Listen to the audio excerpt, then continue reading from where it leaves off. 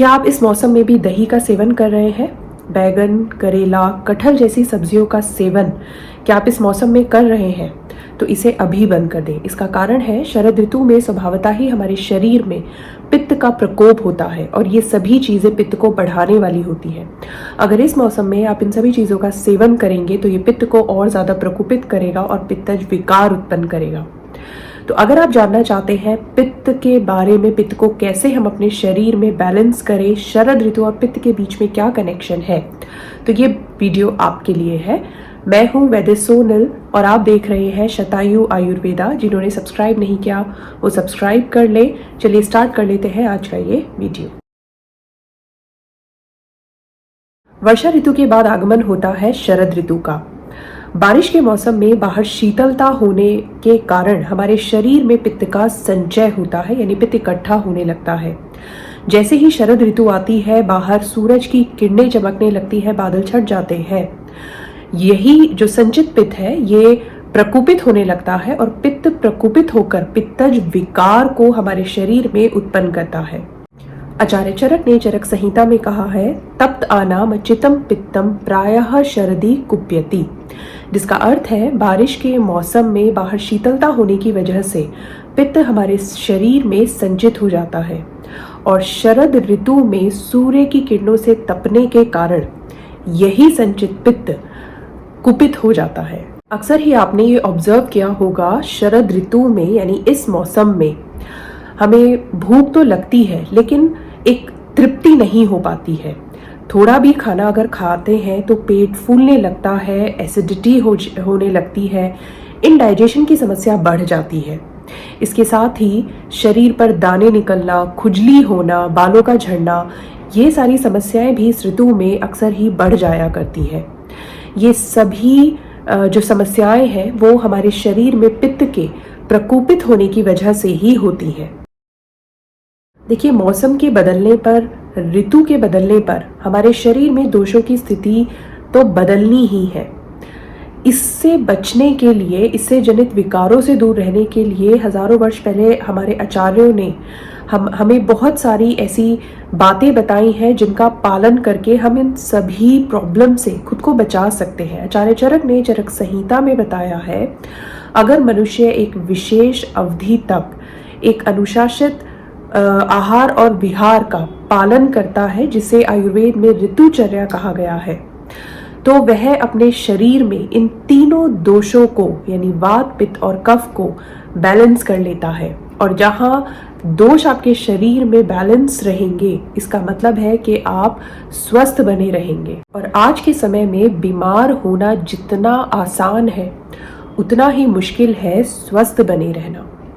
तो आयुर्वेद का मूल मंत्र है स्वस्थस्य स्वास्थ्य रक्षणम। तो क्यों नहीं हम इस मंत्र को अपनी लाइफ का मंत्र बना लें, जिसका अर्थ है स्वस्थ व्यक्ति के स्वास्थ्य की रक्षा करना।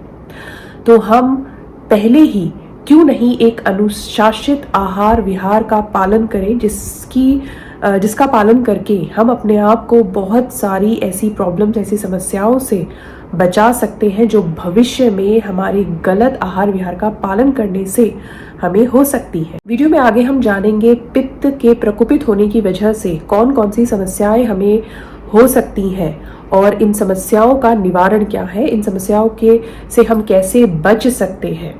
तो वीडियो में बने रहें, बहुत ही इन्फॉर्मेटिव वीडियो है। आई प्रॉमिस ये वीडियो आपके लिए बहुत ही हेल्पफुल रहेगा अगर इसमें बताए हुए नियमों का आप सही तरह से पालन करेंगे। चलिए अब जान लेते हैं पित्त के कुपित होने पर कौन कौन सी समस्याएं हो सकती हैं।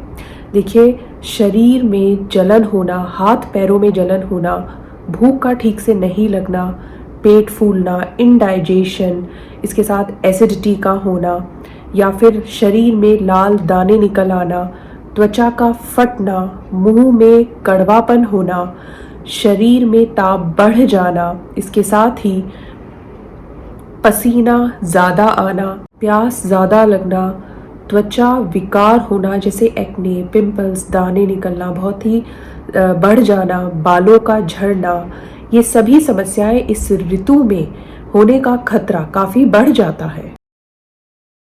पित्त हमारे शरीर में क्या कार्य करता है? तो देखिए, पित्त हमारी पाचन, हमारी त्वचा, हमारे बालों के रंग को नियंत्रित करता है, हमारी दृष्टि को नियंत्रित करता है, इसके साथ ही रक्त के निर्माण में मदद करता है। लेकिन ये सभी कार्य तभी सही तरह से हो पाते हैं जब पित्त हमारे शरीर में संतुलित बना रहता है। आपसे मैं ये ज़रूर कहूँगी कि किसी भी टॉपिक को अगर आप समझना चाहते हैं तो वीडियो को स्किप बिल्कुल भी मत कीजिए।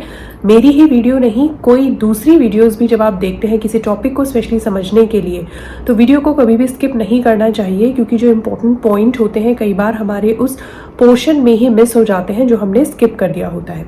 तो चलिए अब आगे जान लेते हैं पित्त के प्रकोपित होने से जो समस्याएं हमने देखी कि ये हमारे शरीर में हो सकती है, उनसे बचने के लिए अब हमें करना क्या है। शरद ऋतु में क्योंकि पाचक अग्नि मंद हो जाती है, इसलिए हमें कभी भी भोजन को भरपेट नहीं खाना चाहिए। जितनी हमें भूख होगी उससे हमें थोड़ा कम ही खाना खाना चाहिए। इसके अलावा कभी भी बिना भूख के भोजन नहीं करना चाहिए, भूख लगने पर ही भोजन करना चाहिए। पित्त को शांत करने के लिए आयुर्वेद में सबसे उत्तम औषधि माना है गाय के घी को। गाय का घी बढ़े हुए पित्त को शांत करता है, ये मंद अग्नि को बढ़ाने का भी काम करता है, जिससे भूख अच्छे से लगती है, खाने का पाचन सही तरीके से होता है और आपके शरीर में बढ़ा हुआ पित्त भी शांत होता है। किस तरह से आप गाय का घी का सेवन करेंगे? तो खाने में आपको ऊपर से डालकर, रोटी पर लगाकर, दाल और सब्जी में डालकर आप इसका सेवन कर सकते हैं। आयुर्वेद के अनुसार इस मौसम में चावल, जौ और गेहूं का सेवन करना हमारे लिए फायदेमंद होता है। अगर मैं सब्जी की बात करूं तो परवल, मेथी, मूली, चुकंदर, इन सभी का सेवन बढ़े हुए पित्त को कम करता है। आलू, पत्ता गोभी, ब्रोकली जैसी सब्जियां हमें कम खानी चाहिए क्योंकि पित्त को बढ़ाने का काम करती है। इसके अलावा देखिए, फ्राइड फूड, फास्ट फूड, तले हुए पदार्थ, पूरी, समोसे, इन सभी से परहेज करें इस ऋतु में, क्योंकि ये सभी पित्त को बढ़ाने का काम करते हैं। देखिए, दूध आपके लिए इस ऋतु में काफ़ी फायदेमंद है, लेकिन दही आपको इस मौसम में सेवन नहीं करना चाहिए, क्योंकि दही पित्त को बढ़ाने का काम करता है। इनफैक्ट इस मौसम में आपको खट्टी छाछ का भी सेवन नहीं करना चाहिए। अगर छाछ फ्रेश बना हुआ है तो आप इसका सेवन कर सकते हैं, और दिन के समय में ही करें तो ज़्यादा आपके लिए लाभदायक होगा। देखिए, अगर मैं दालों की बात करूं तो मूंग की दाल, मसूर की दाल, ये आपके लिए फ़ायदेमंद है, लेकिन राजमा, छोले, उड़द जैसी दालों का सेवन आपको कम से कम करना चाहिए। इसके अलावा चाय और कॉफ़ी का सेवन भी इस ऋतु में कम से कम करें, क्योंकि ये सभी पित्त को बढ़ाने का काम करते हैं। चलिए बात कर लेते हैं विहार की।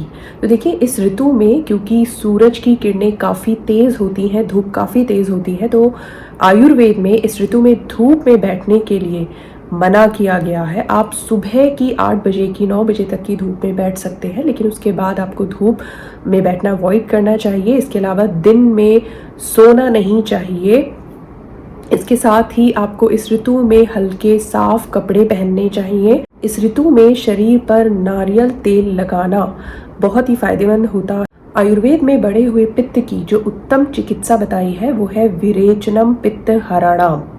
इसका मतलब है विरेचन ही कुपित पित्त को दूर करने की उत्तम चिकित्सा है, जो कि पंचकर्मा में कराई जाने वाली एक क्रिया होती है, लेकिन ये आपको किसी चिकित्सक की देखरेख में ही करानी चाहिए, क्योंकि जो शरद ऋतु होती है वो विरेचन क्रिया करने की सबसे उत्तम ऋतु मानी गई है। आयुर्वेद के अनुसार वर्षा ऋतु में दूध का सेवन वर्जित है, हमारे लिए फायदेमंद बिल्कुल भी नहीं है। लेकिन शरद ऋतु में दूध पीना हमारी सेहत के लिए काफ़ी फायदेमंद होता है। इसी तरह से वर्षा ऋतु में मधु का सेवन हमारी सेहत के लिए काफ़ी फायदेमंद होता है। इसी तरह शरद ऋतु में हंसोदक का वर्णन आयुर्वेद में आया है, जिसका अर्थ होता है एक ऐसा जल, एक ऐसा पानी जिसे हम पूरा दिन सूरज की किरणों में रखते हैं और फिर पूरी रात उसे हम चंद्रमा की किरणों के नीचे रखते हैं, और उसके बाद जो जल होता है, जो पानी होता है, वो हंसोदक हो जाता है, और इसकी तुलना आयुर्वेद में अमृत के समान की गई है। तो देखिए, लास्टली इस ऋतु में आपको गर्म चीज़ों से परहेज करना है, जो पित्त को आपके शरीर में बढ़ा सकती है। और इसके साथ ही जो चीज़ें मैंने आपको बताई हैं उनका सेवन आपको अपने डाइट में बढ़ा देना है, जिससे आपके शरीर में पित्त दोष बैलेंस हो जाएगा और आप आगे आने वाली बहुत सारी समस्याओं से खुद को बचा सकते हैं। तो मुझे पूरी उम्मीद है कि इस वीडियो में मैंने आपको जो भी इन्फॉर्मेशन दी है वो आपके लिए ज़रूर यूज़फुल रही होगी। आप इन्हें अपनाएंगे और इनका पालन करेंगे और खुद को स्वस्थ बनाए रखेंगे। तो मिलते हैं इसी तरह की एक और इन्फॉर्मेटिव वीडियो के साथ। वीडियो पसंद आई हो तो लाइक और शेयर ज़रूर करें, चैनल को सब्सक्राइब भी ज़रूर कर लें। मिलते हैं नेक्स्ट वीडियो में। Thank you so much.